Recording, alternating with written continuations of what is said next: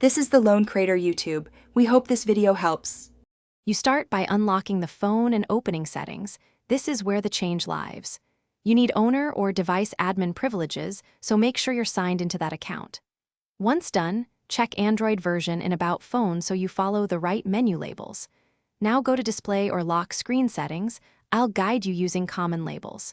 Take a breath. The next steps adjust timeout behavior and require precise taps, so watch closely and follow each on-screen choice. You navigate into Display or Lock Screen and find Screen Timeout or Sleep. On some phones, it's under Advanced or Security. Tap the timeout option and review presets like 15s, 30s, 1 minute, or longer. If your phone allows, choose a custom duration and type the exact seconds or minutes. This changes how long the screen waits before locking. Make sure Do Not Disturb or Battery Saver isn't forcing a shorter timeout.